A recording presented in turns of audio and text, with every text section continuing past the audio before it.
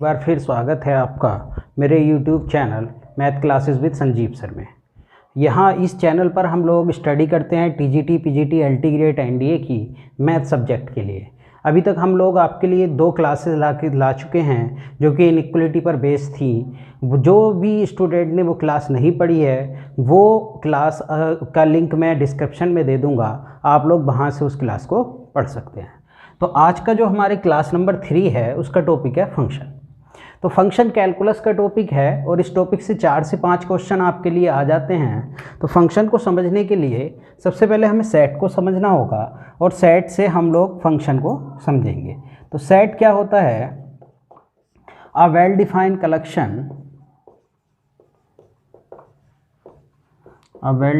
Collection of object and things is known as set. ठीक है, किसी भी ऑब्जेक्ट और थिंग का वेल डिफाइन कलेक्शन क्या कहलाता है? आपके लिए सेट कहलाता है। लेकिन हमें यहाँ सेट थ्योरी तो पढ़ना नहीं है, तो सेट थ्योरी में हम लोग नहीं जाएंगे। हमें जो ज़रूरत है फंक्शन के लिए वो ज़रूरत है कार्टेशियन प्रोडक्ट ऑफ 2 सेट्स, यानी 2 सेट का कार्टेशियन प्रोडक्ट किस तरीके से किया जाता है। तो अगर हम 2 सेट ए और बी मान लें तो ए क्रॉस बी में जब हम करेंगे तो एक ऑर्डर्ड पेयर का सेट बनता है A B, that is A belong करेगा ए में और बी बिलोंग करेगा बी में।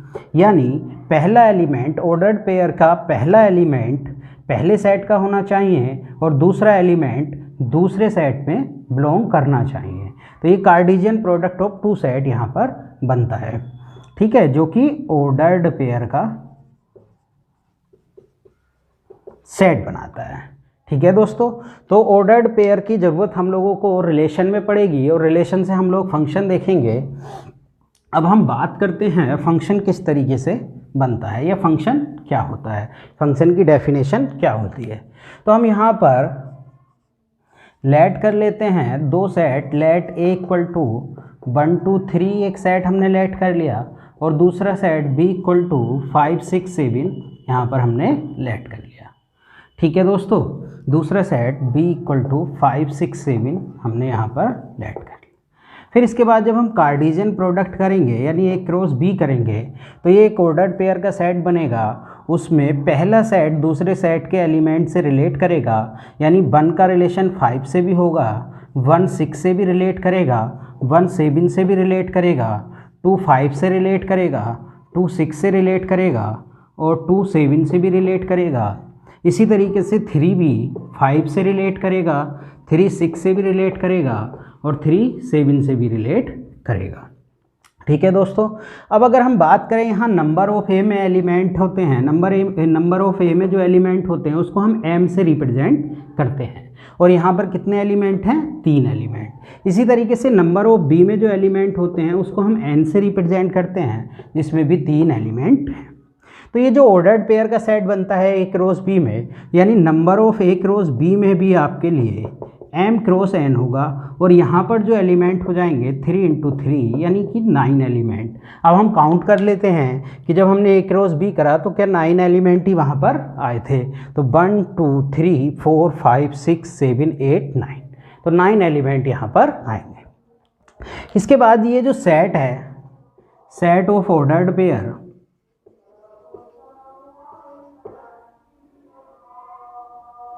सेट ऑफ ऑर्डर्ड पेयर, इस सेट ऑफ ऑर्डर्ड पेयर के हम लोग सबसेट लेते हैं।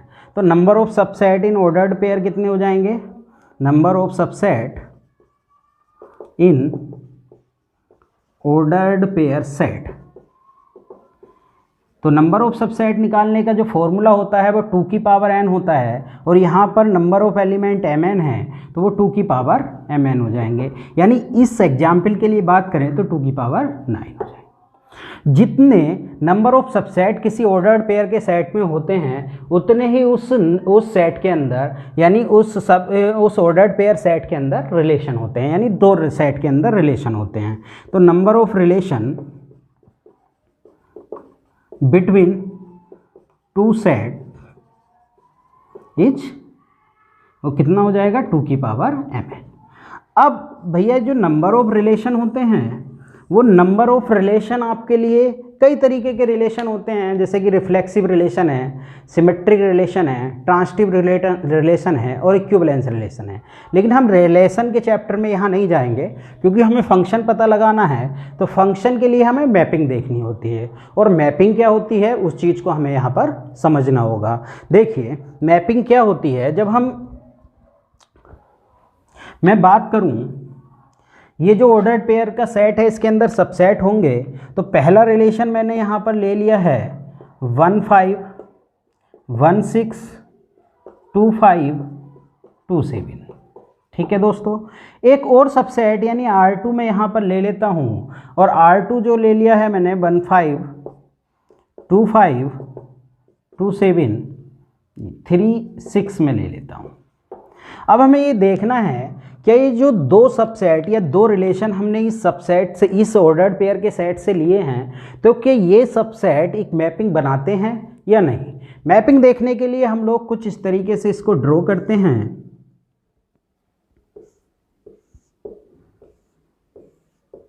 यानी हम R1 के लिए सबसे पहले देखते हैं जो A से B तक है।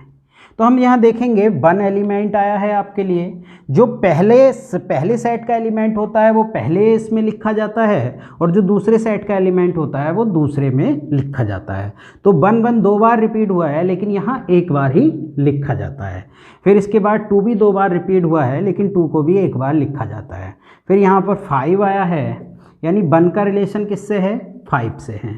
फिर इसके बाद 1 का रिलेशन किसके साथ है, 1 का रिलेशन 6 के साथ भी है। फिर यहाँ पर 2 का रिलेशन 5 के साथ है, और 2 का रिलेशन 7 के साथ भी है। तो क्या ये जो रिलेशन है क्या एक मैपिंग है।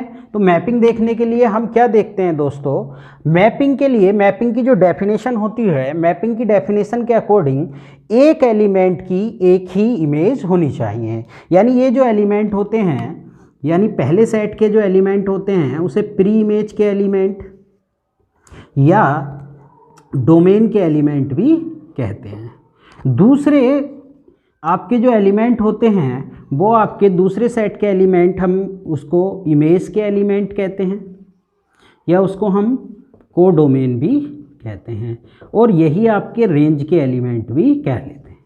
रेंज और कोडोमेन में अंतर होता है, वो मैं आगे आपको बताऊंगा किस तरीके का अंतर वहाँ पर होता है।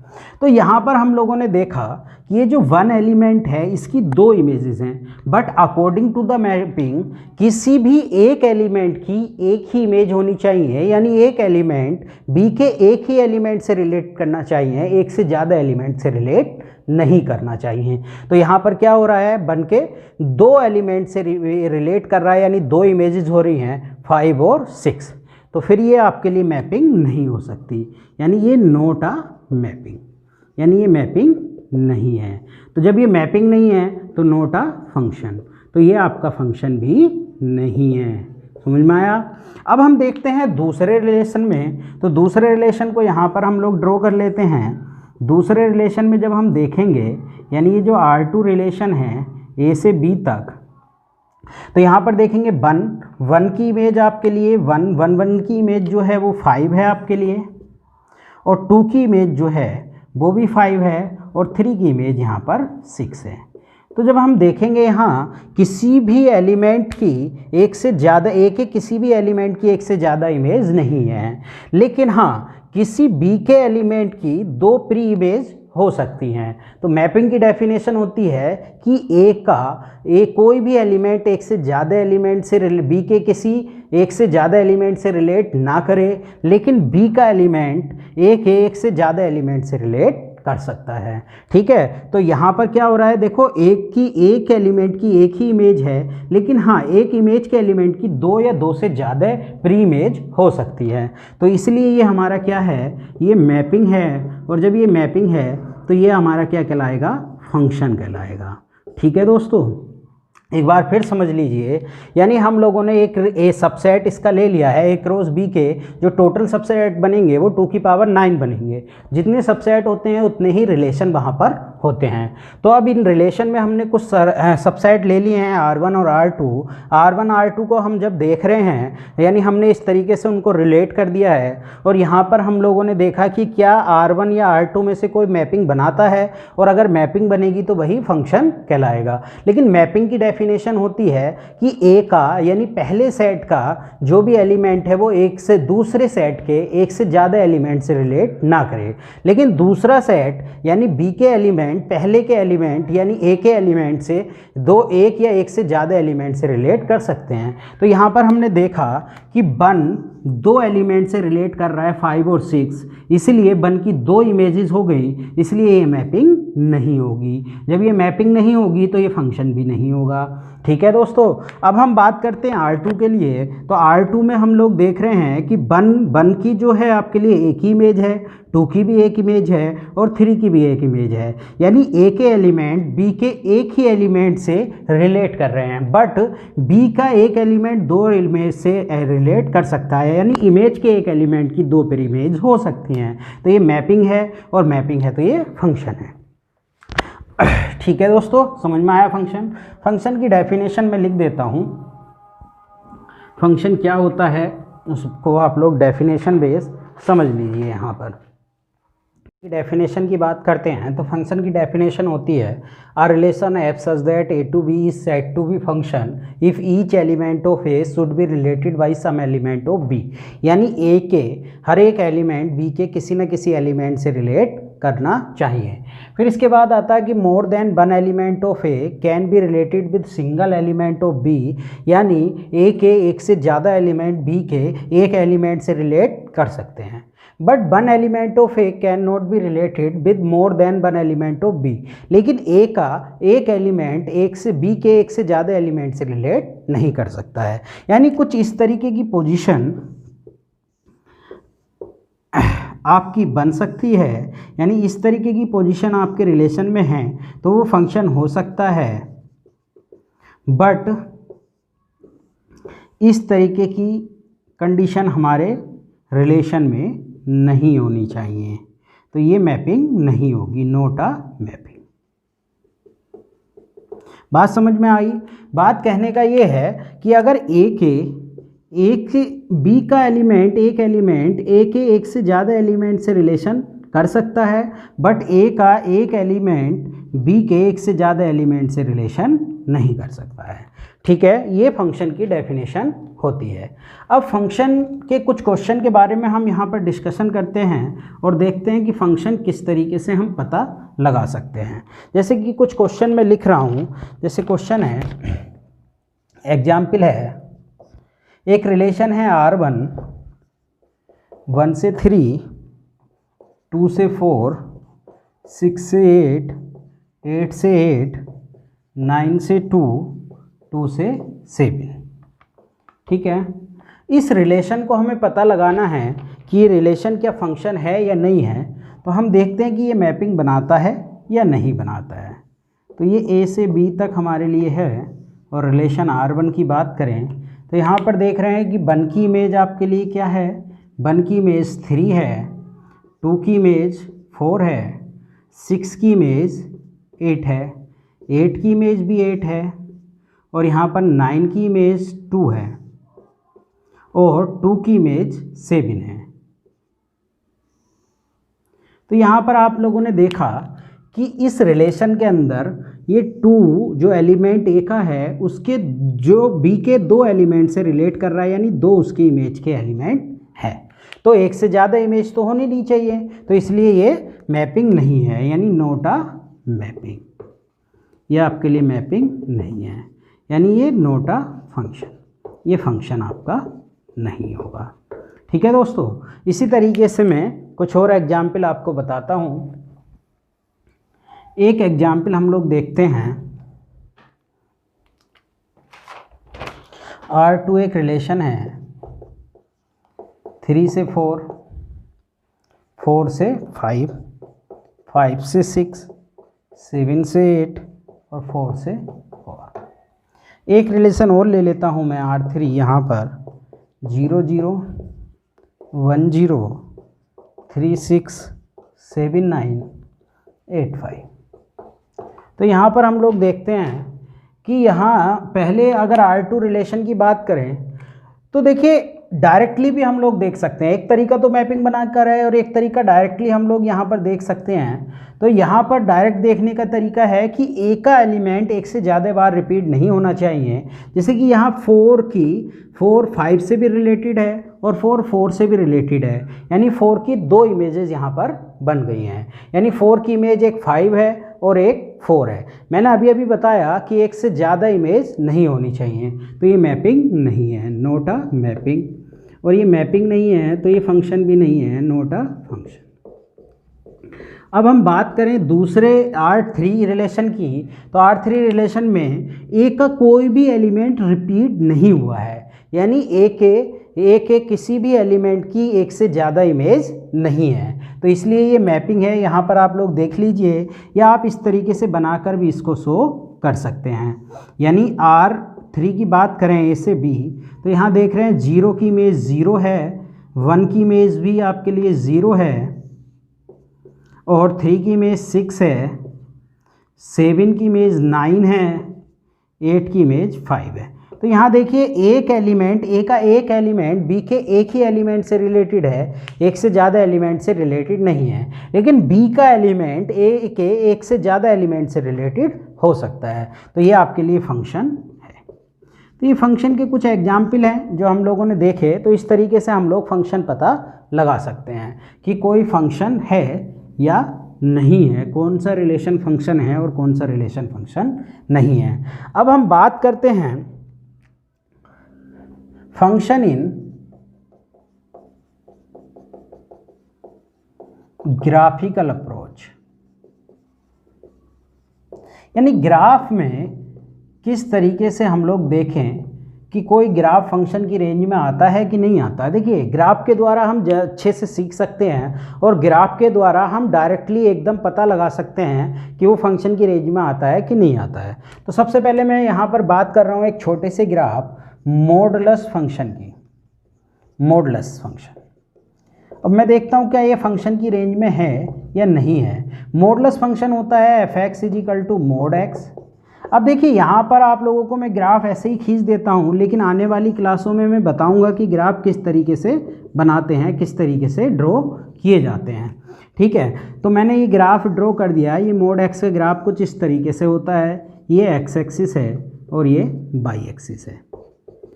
अब जब हमें पता लगाना है क्या ये ग्राफ, यानी ग्राफ के द्वारा हमें पता लगाना है कि ये मॉडुलस फंक्शन की रेंज में आता है कि नहीं आता है, तो किसी भी ग्राफ को देखने के लिए कि वो फंक्शन है या नहीं है, बाई एक्सिस के पैरेलल लाइन हम अपने पास से ड्रॉ करते हैं।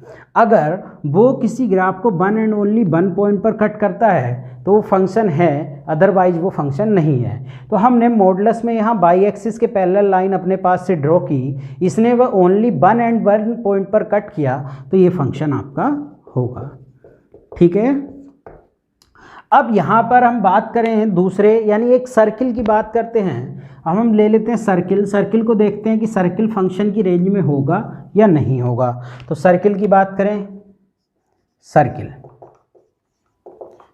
यानी x² + y² = a², एक सर्किल हम बना लेते हैं जिसके सेंटर ओरिजिन है और रेडियस a है। ठीक है, अब हम देखते हैं ये आपके लिए x एक्सिस है और ये y एक्सिस है।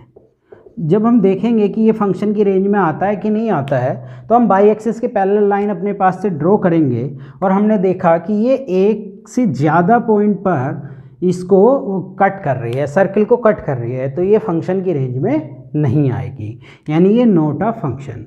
फंक्शन के लिए y एक्सिस के पैरेलल लाइन किसी भी ग्राफ को 1 एंड ओनली 1 पॉइंट पर कट करनी चाहिए, उससे ज़्यादा पॉइंट पर कट नहीं करनी चाहिए।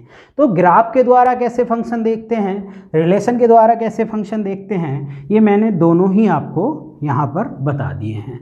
अब एक क्वेश्चन आता है इसमें, टीजीटी में पूछा गया है, number of the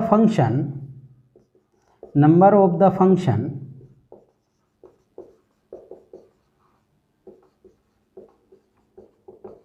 in 2 sets, यानी 2 सेट के रिलेशन में कितने फंक्शन बन सकते हैं। तो वो होता है n⁻m m पहले सेट के एलिमेंट होते हैं और n दूसरे सेट के एलिमेंट होते हैं। जैसे एक एग्जाम्पल है a equal to 5 6 7, b equal to 7 5। इसमें हमें पता लगाना है कि नंबर ऑफ फंक्शन इन दोनों सेट के अंदर कितने बन सकते हैं। तो यहाँ पर पहले सेट के जो एलिमेंट होते हैं उसको हम m से रिप्रेजेंट करते हैं। तो यहाँ पर कितने एलिमेंट है भैया, 3 एलिमेंट। और नंबर ऑफ b को हम n से रिप्रेजेंट करते हैं और n में कितने एलिमेंट है, 2। तो number of function f such that a to b is आपके कितने हो जाएंगे, n की पावर m, यानी आपके हो जाएंगे 2 की पावर 3, यानी 2 की पावर 3 यानी 8। यानी इन दो सेट के अंदर ऐसे 8 मैपिंग बन सकती है जो कि फंक्शन बनाएंगे। तो इस तरीके से हम लोग, ये जो क्वेश्चन है ये टीजीटी में पूछा जा चुका है, बहुत इंपॉर्टेंट क्वेश्चन है नंबर ऑफ फंक्शन। इसको ध्यान से आप लोग पढ़कर जाना जब भी एग्जाम आपका होगा। तो ये आज हमारी जो क्लास थी वो फंक्शन से रिलेटेड थी। अगली नेक्स्ट क्लास में हम टाइप्स ऑफ फंक्शन पढ़ेंगे। टाइप ऑफ फंक्शन जैसे कि वन वन है, ऑनटो है, इनटू है, मैनी वन है। तो टाइप ऑफ फंक्शन के बारे में आने वाली क्लास में मैं बताऊंगा।